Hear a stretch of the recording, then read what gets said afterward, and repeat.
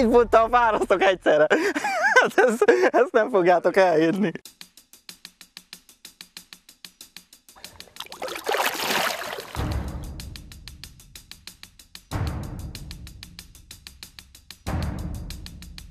Igen. 36. 750.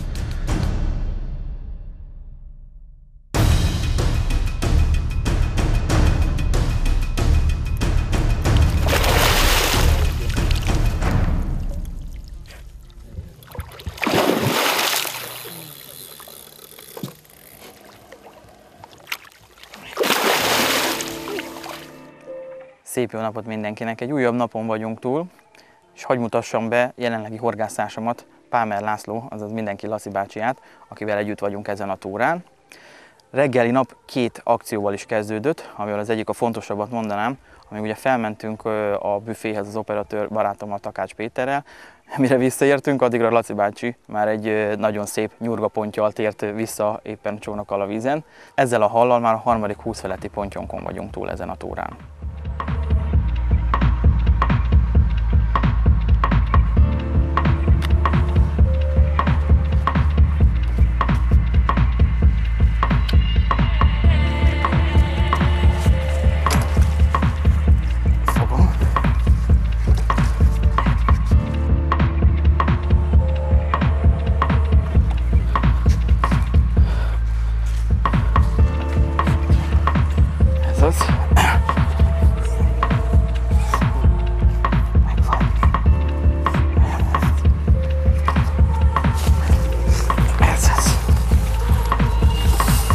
Na gyertek! Gyertek velünk!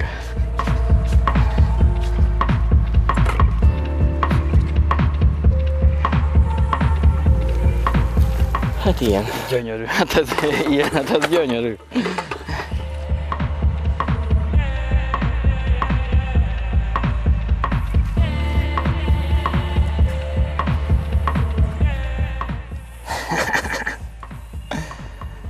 Gyönyörű, hosszú, pikkelyes.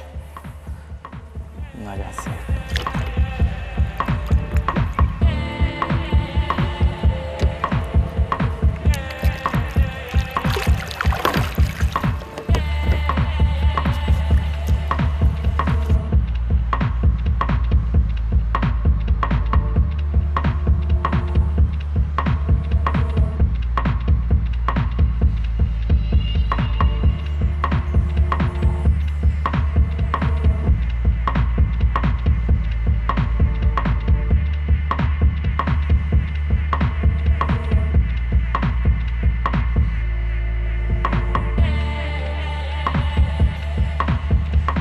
Látjátok, tele van törésekkel, és ugye ezeket a töréseket, patkákat horgásszuk meg. Nagyon nehéz kitalálni, ugye, hogy melyik az a törés, ami igazán működik, amit használ a hal, hiszen rengeteg, akár 30-40 törés is van előttünk a mi területünkön, de ebből lehet, hogy csak 5-öt használ a hal. Most éppen ahhoz jövünk, amelyik már 3 darab 20 fölöttit is adott, tehát ezt már mondhatjuk nyugodtan, hogy ez a törés, ez működik.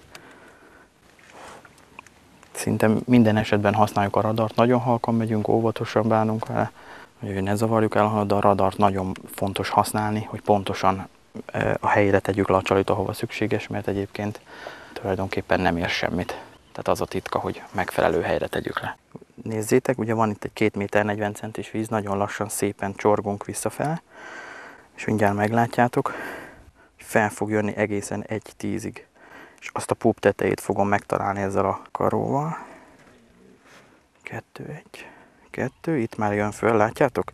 1, 7, 1, 6, 1, 5, és itt van. Innen pedig már törik le megint. És erről a platóról fogjuk.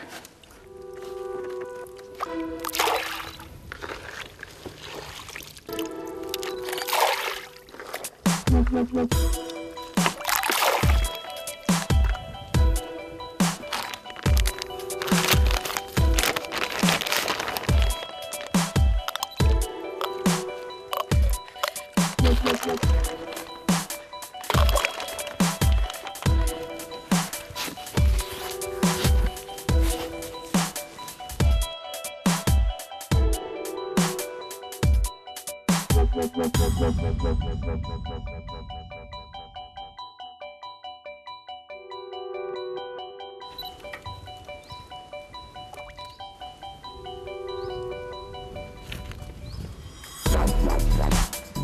fent van a tetején. Én szépen kiveszem a karót.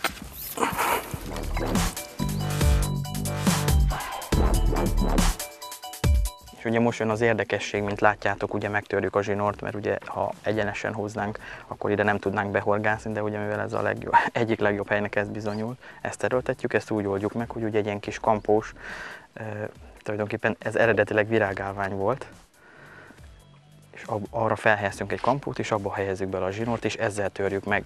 Ennek az az oka, hogy a levegőben törjük meg, hogy rengeteg akadó van a víz alatt, és ugye ezeket az akadókat ezzel próbáljuk elkerülni, hogy a zsinort a levegőben visszük végig, és így nem fog beakadni.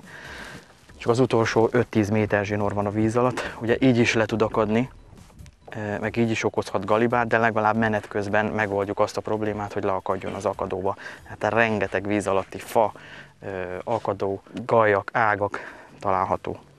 Ugye ez volt az első, most itt mindjárt jön a következő. Itt egy sekélyebb víz van, azért tudjuk leszúrni a sekélyebb vízbe a karót, de megint belehelyezzük a zsinort. Tehát kicsit nevetségesnek tűnhet így egy laikus ember számára, hogy itt a levegőben többet megy a zsinór, mint a vízben, de itt a jó fogás. De ha azt mondom, hogy most ez a bója már adott 3-20 kg felett, itt, akkor nincs miről beszélni. Akkor már mindjárt nem lesz olyan nevetséges. És most megvan.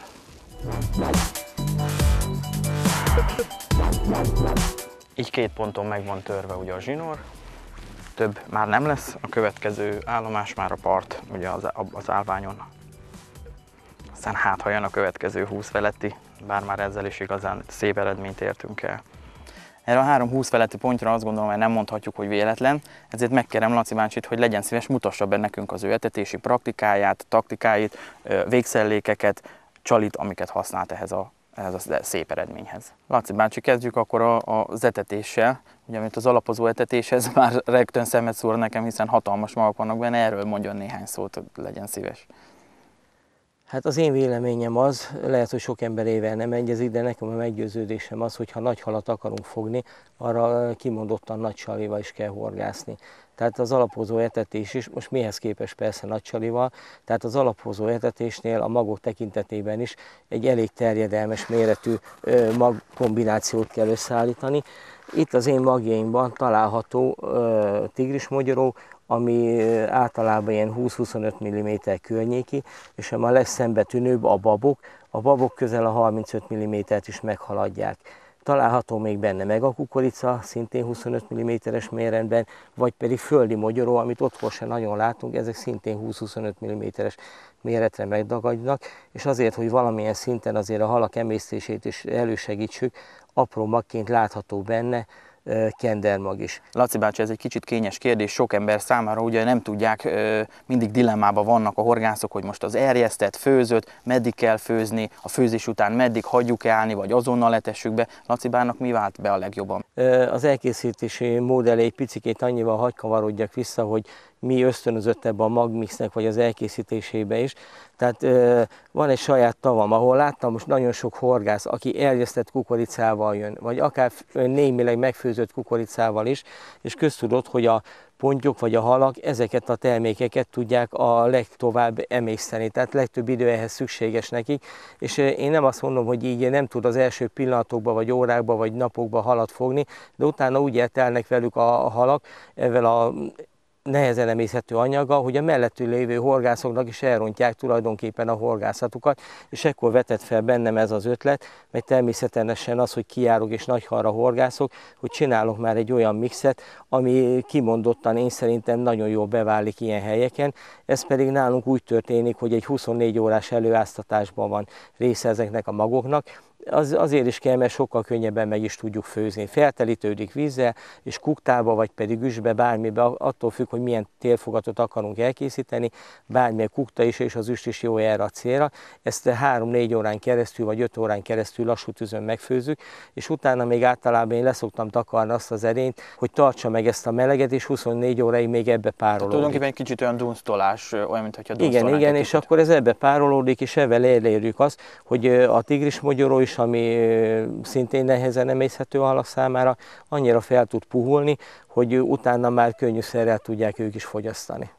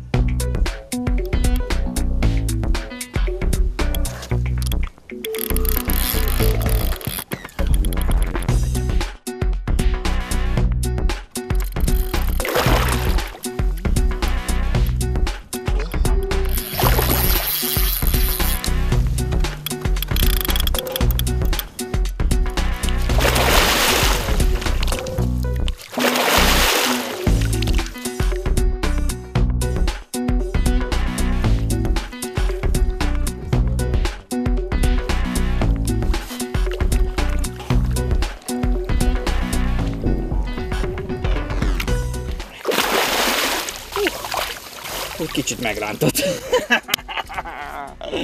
Ez az, ügyesek vagyunk. Ez az.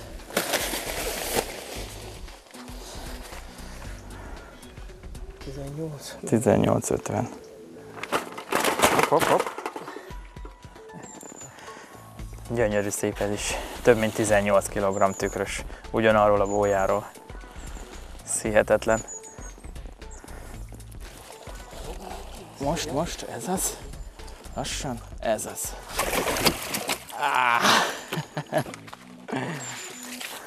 Nem adta magát könnyen. Letisztáztuk akkor ennek az extrém nagy magvaknak az elkészítését, de hogyan használja ezt Laci bácsi, hogyan eteti a bóját? Tulajdonképpen általában, ahol én meg szeretem horgászni a helyet, azt egy karóval itt először is radarral feltérképezem a területet, amelyik kimondottan jó pont, a nagyon nagy pontosság kedvéért van egy leszúró karó, amit majd esetleg megmutatunk, azt leszoktam szúrni, és akkor annak a környékét központosan megetetem egy olyan fél kiló, 3-4 kilónyi etetőanyaggal, és akkor attól függ, hogy most hogy helyezkedik el ez szigetek közt vagy nyílt vízen. A nyílt vízen egy etetőcsikot szoktam általában húzni, még egy olyan 10-15 méter hosszú, ha pedig itt szigetek közt vagyunk, a két sziget sarkától V alakba egy etetőcsikot szoktam képezni, nagyon ritka szórással, és akkor ennek a csúcsába szoktam elhelyezni a szerelékemet, a bojlivat, és erre még általában egy marék bojlit szoktam szórni.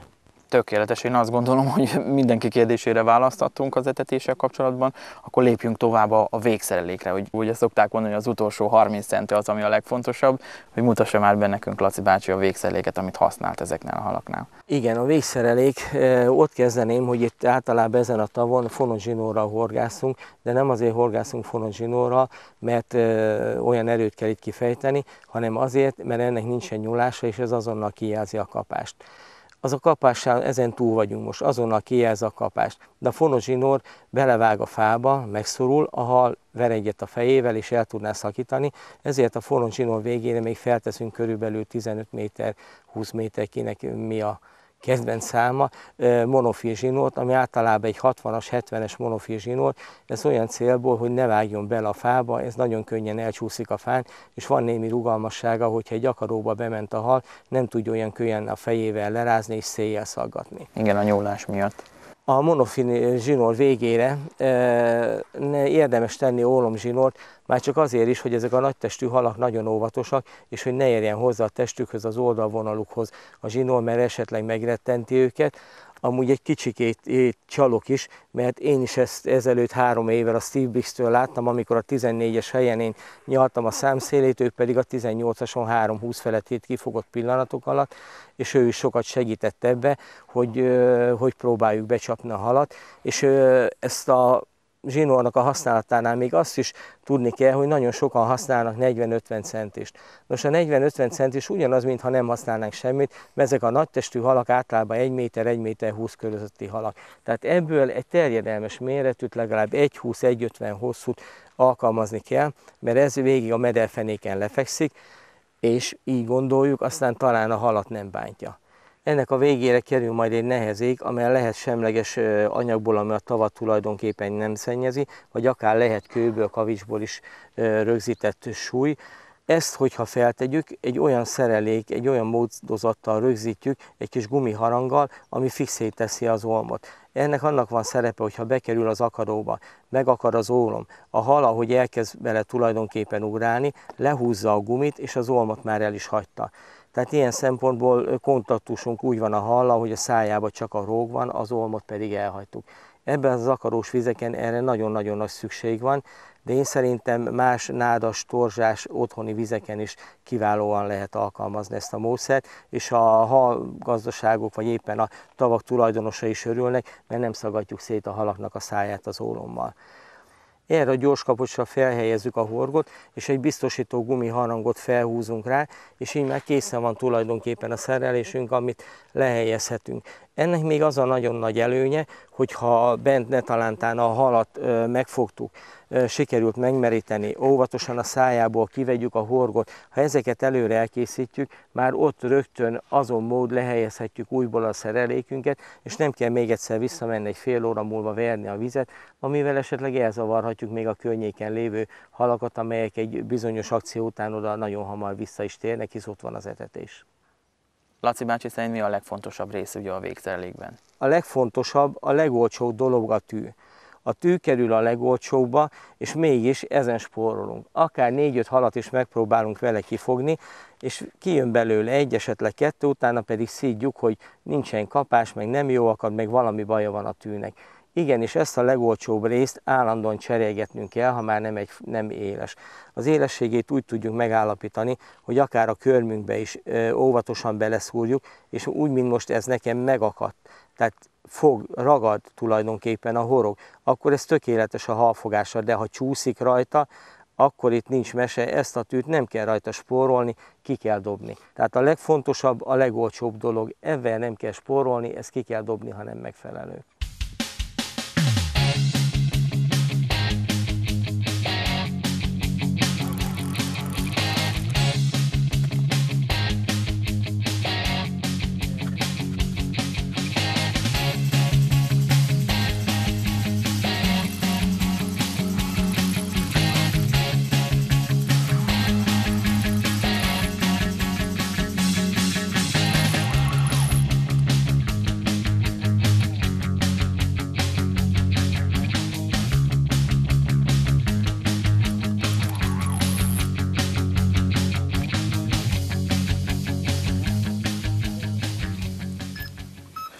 Úristen!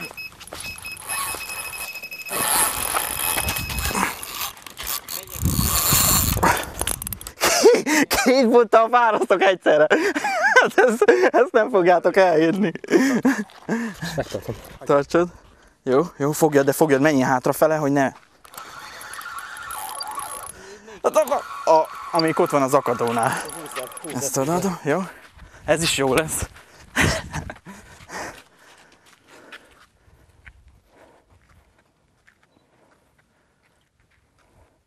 Jó.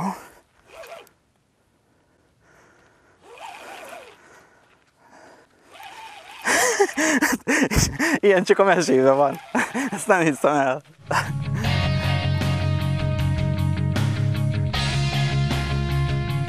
Talán, ha szerencsénk van, ez pont mind a kettő olyan bot, amit ki lehet anélkül tekerni, hogy leakadnánk. Megpróbáljuk. Amint egy pici akadásban úgy érzem, hogy egy picit megakadunk, akkor azonnal rámegyünk a csónakkal. A tiéd hol jár? Az enyém még jók vagyunk, félúton.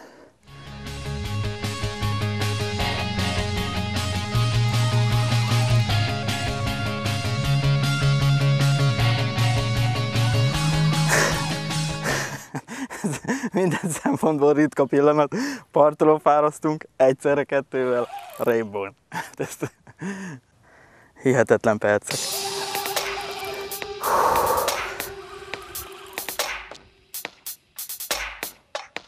Eléggé elment jobbra.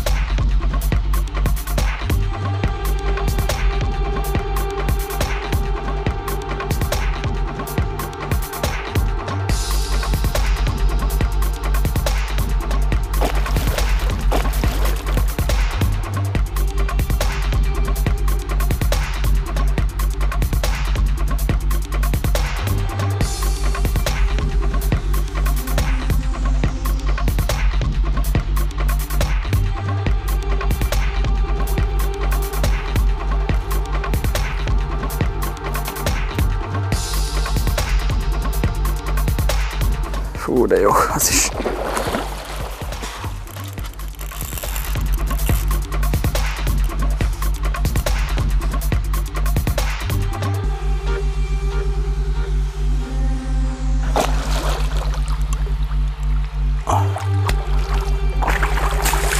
Megvan.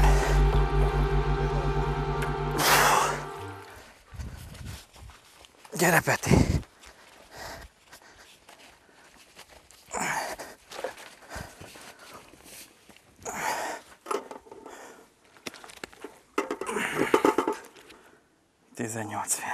Nem sok fia.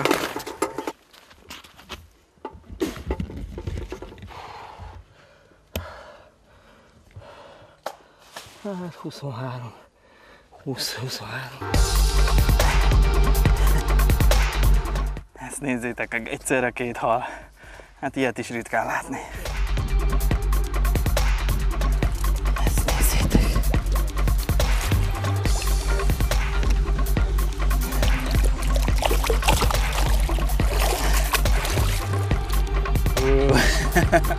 Egy puszit neki.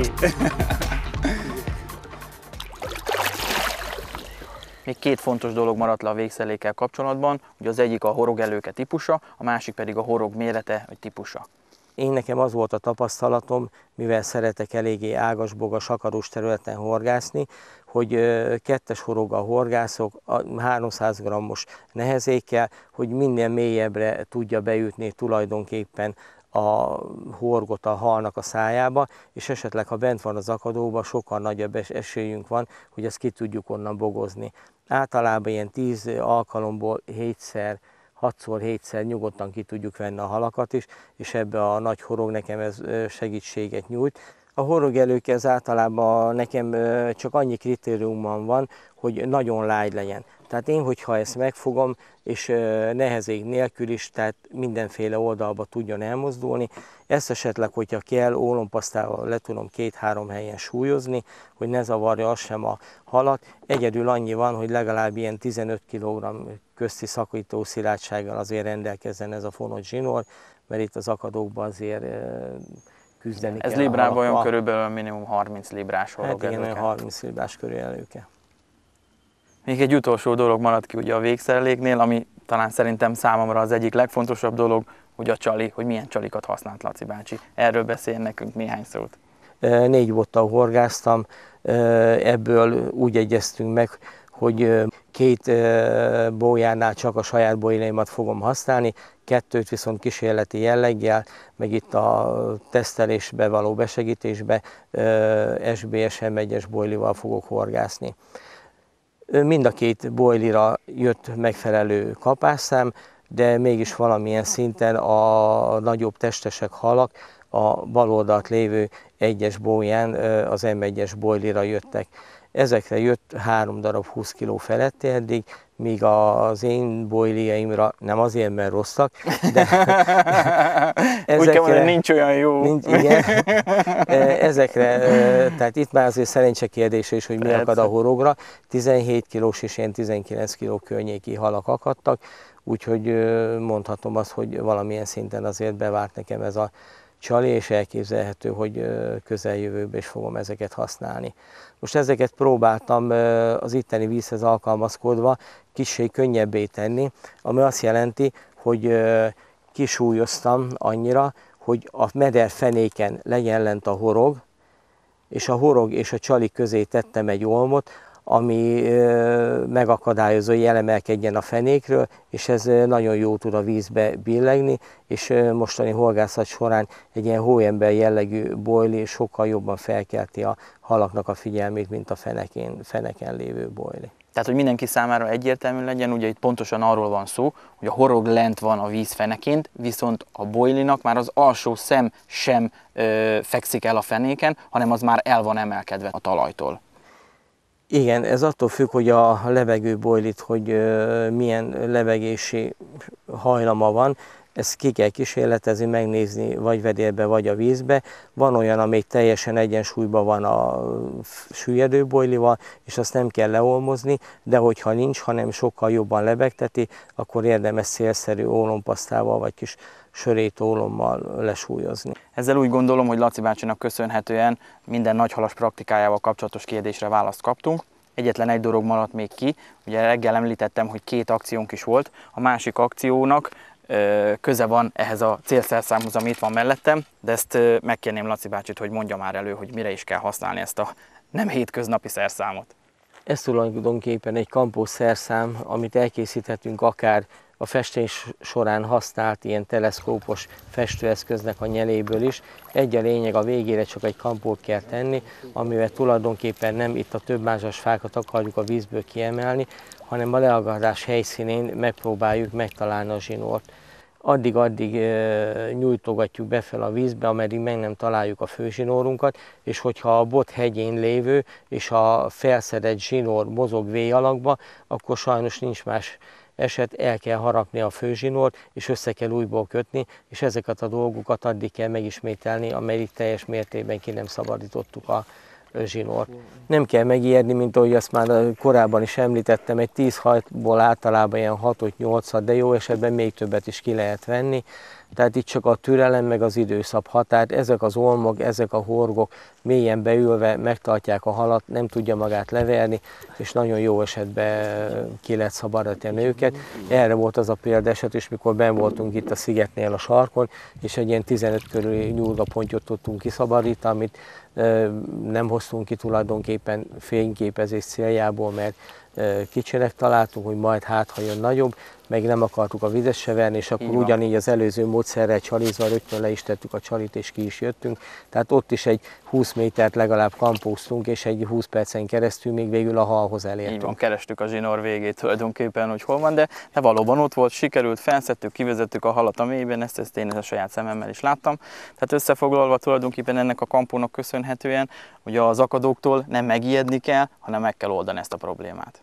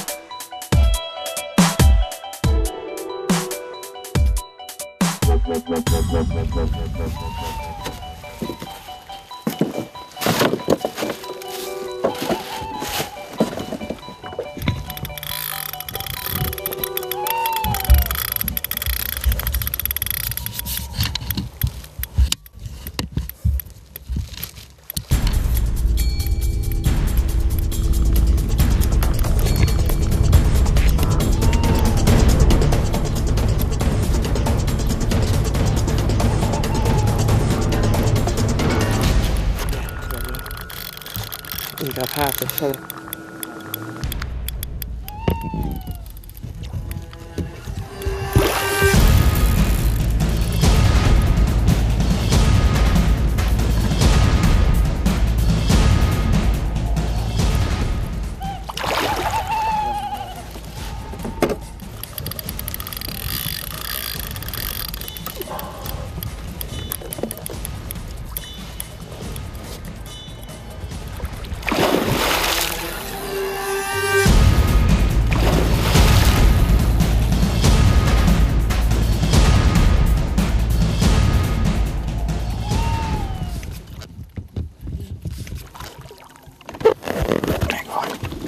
Ez már a miénk, Laci bátyja. Ez is van, Ez fajta.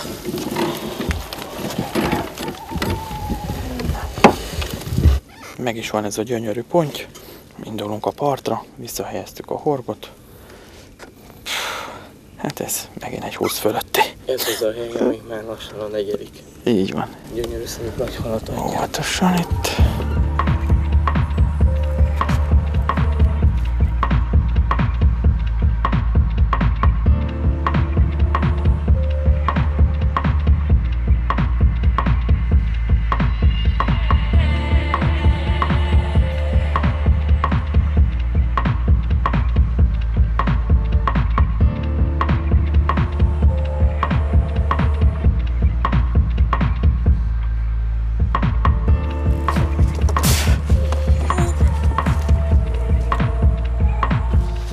Ezt nem fogjátok elhinni. Szemtanúi lehettek egy brutális pontnak. Hát ez gyönyörű. Hát ez Közel van a valami. ez közel. És vihetjük mérlegelni. Azt a kutya.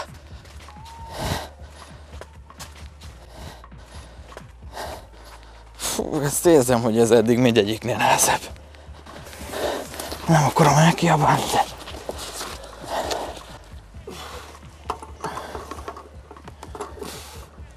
Jó. Várjatok, elengedem. 28-20. Azt nézzétek. 28 kg. 28 kg 20 deka. Na ehhez mit szóltok? Szemtanúi lehettetek egy 28 kg 20 dekás ponty kifárasztásának. Hát, ennél szebbet nem is kívánhattunk volna. Ez volt, amit a kamera előtt helyeztünk el végszereléket, dupla zsinórvezetésen megtörve, és itt van, láthatjátok az eredményét, 28 kg 20 deka. Laci bátyó, ezért jöttünk. De ez már gyönyörű.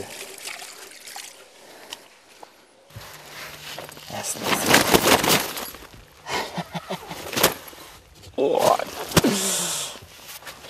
De szeretem. Ezt nézzétek. Hát ez hihetetlen. 28 kg 20 deka. Ó, de gyönyörű. Egy gyönyörű szép tükörponty. Ezt nézzétek.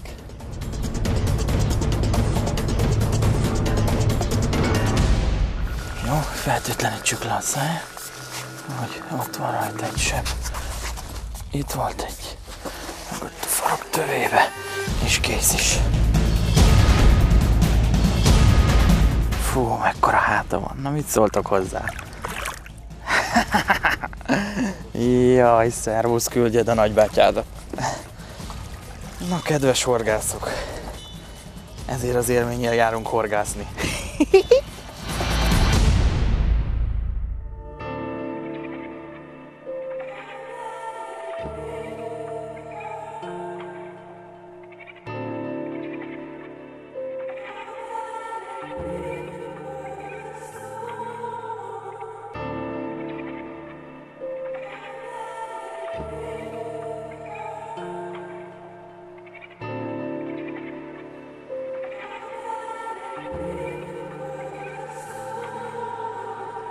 Valamivel több mint 24 óra van hátra még a horgásztúránkból, de sajnos operatőr kollégánktól búcsúznunk kell. Több 20 kg fölötti pontyot fogtunk, Én még mindig ennek a nagyobb mint 28 kg-os pontnak a hatása alatt vagyok jelen pillanatban is. Azért ilyennel nem minden nap találkoznak, még professzionális horgászok sem. Bebizonyosodott, hogy a módszer, a technika és természetesen a csali rendkívüli módon működött. Ugye erre bizonyíték volt a több 20 kg fölötti ponty. Legyen ennek az epizódnak a tanúsága, hogy az akadó egy probléma, amelytől nem megijedni, hanem megoldani kell. Az utolsó 24 óra fogásának képeivel búcsúzunk, tartsatok velem legközelebb is. Sziasztok!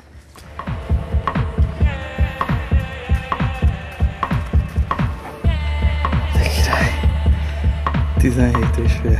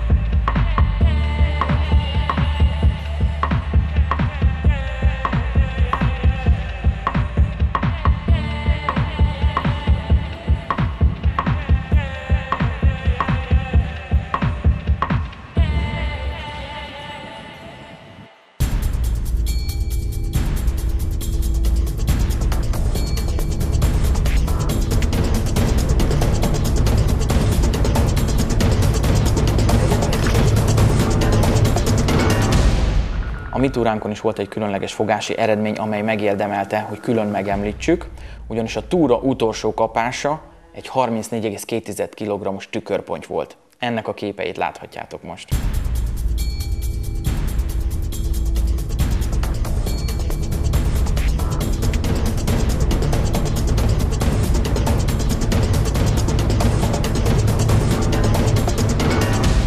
Hát ez bőven 30 fölött van. Feltettük azért a pontot.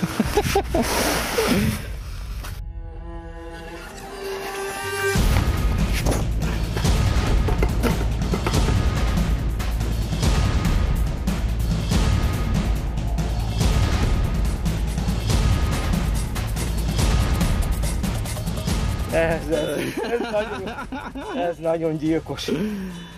34. Ráközelítek egy kicsit. Még egyszer, hogy lássam.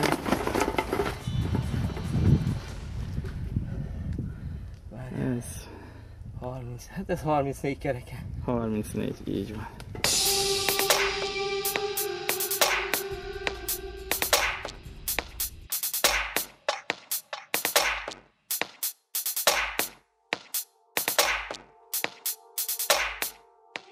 Itt szeretném megragadni az alkalmat és megköszönni horgászbarátaimnak, akik részt vettek az új 2012-es 20+ széria tesztelésében és bemutatásában.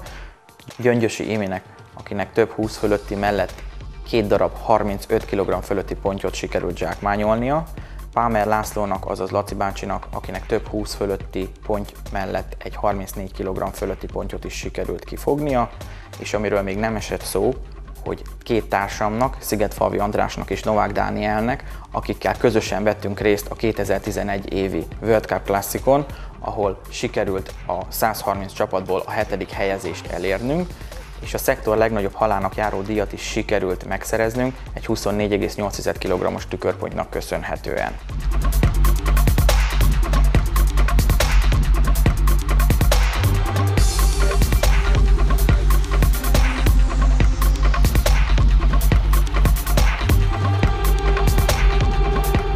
Bízom benne, hogy ezek a kimagasló fogási eredmények egyértelműen bizonyítják, hogy az új 2012-es 20+ széria kiválóan alkalmas a nagyhalak meghorgászatára. Bízom benne, hogy ismét jól szórakoztatok, és tartsatok velem legközelebb is. Sziasztok!